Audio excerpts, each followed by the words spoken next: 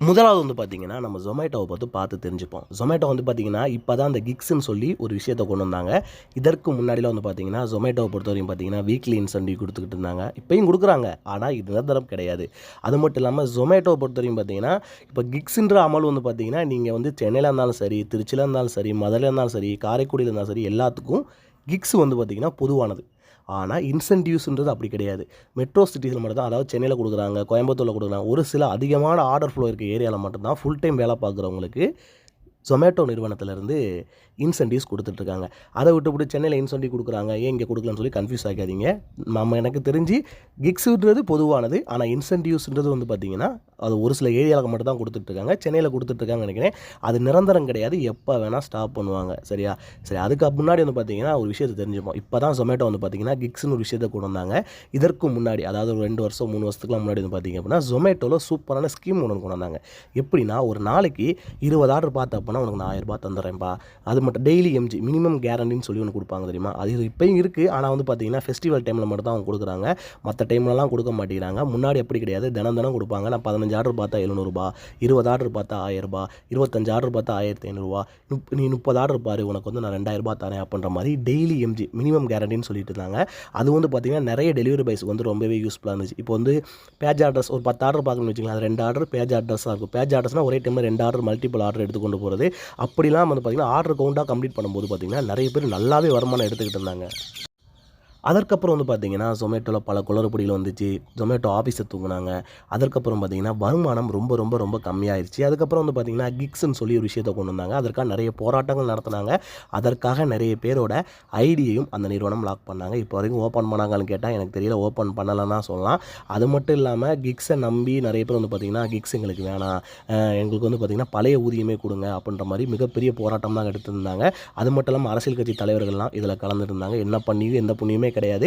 அவங்க வந்து கிக்ஸை வந்து அமலுக்கு கொண்டு வந்துட்டாங்க. அதற்கப்புறம் வந்து பார்த்தீங்க அப்படின்னா, போக போக வந்து பார்த்தீங்கன்னா, கிக்ஸுக்கு Zomato ஊழியர்கள் வந்து பழகிட்டாங்க. அப்புறம் இப்போ கிக்ஸ்னா என்னன்னு பார்த்தீங்கன்னா, அவங்க ஒரு டைம் ஸ்லாட் குடுப்பாங்க. ஒரு நாளைக்கு நீங்க வேலை பார்க்குறீங்க அப்படின்னா, முன்கூட்டியே நீ புக் பண்ணி வச்சுக்கலாம்.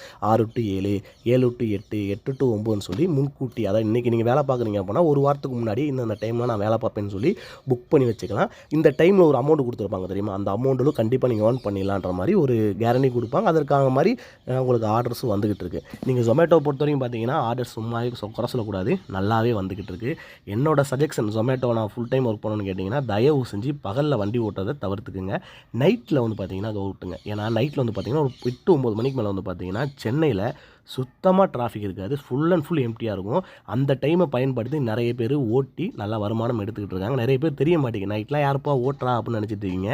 நைட்டு மட்டும் சென்னையில நீங்க ஓட்டி பாருங்க. உங்களுக்கு வந்து பார்த்தீங்கன்னா, ரொம்பவே அதிகமான ஆர்டர்ஸும் வரும். அது மட்டும் இல்லாம ரொம்ப ரொம்ப அதிகமான ஏர்னிங்ஸ் உங்களுக்கு கிடைக்கும். ஏன்னா டிராஃபிக்கே இல்ல. சட்டுன்னு நீங்க ஆர்டர் முடிச்சுட்டு போயிட்டே இருக்கலாம்.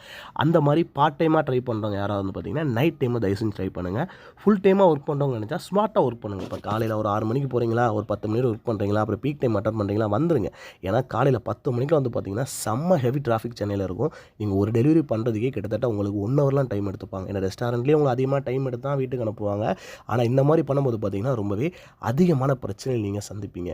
சரி, Zomato பொறுத்தவரைக்கும் பார்த்தீங்கன்னா, ஆஃபீஸ் கிடையாது. உங்களுக்கு எந்த பிரச்சனையா இருந்தாலும் வந்து பார்த்தீங்கன்னா, நீங்க ஆன்லைன் மூலியமா உங்க சப்போர்ட் ஃபார்ம்னு ஒண்ணு குடுப்பாங்க. அந்த சப்போர்ட் ஃபார்ம் மூலியமா தான் உங்களுடைய பிரச்சனைய தீர்த்துக்கிற மாரி இருக்கும். இவ்வளவுதான் Zomatoல. Zomato பொறுத்தவரைக்கும் பார்த்தீங்கன்னா, ஏர்னிங்ஸ் நல்லா தான் இருக்கும். சும்மா பொய் சொல்லக்கூடாது. ஏர்னிங்ஸ் வருது. எந்த டெலிவரி ஜாப், Zomato மட்டும் இல்ல, எந்த டெலிவரி ஜாப் எடுத்தாலுமே உட்கார்ந்தா எவனும் காசு குடுக்க மாட்டான். கஷ்டப்படணும். எந்த அளவுக்கு நம்ம எஃபோர்ட் போடுறோமோ, அந்த அளவுக்கு வந்து பார்த்தீங்கன்னா, நம்மளுக்கு வருமானம் அதிகமா கிடைச்சுக்கிட்டே இருக்கும். அத விட்டுப்புட்டு நான் வேலையே பார்க்க மாட்டேன். ஒரு 2 மணி நேரம் தான் ஒர்க் பண்ணுவேன். ஒரு 3 மணி நேரம் தான் ஒர்க் பண்ணுவேன். ஆனா எனக்கு ரூ. 1000 மேல சம்பளம் வேணும்னு கேட்டா வாய்ப்பில்ல.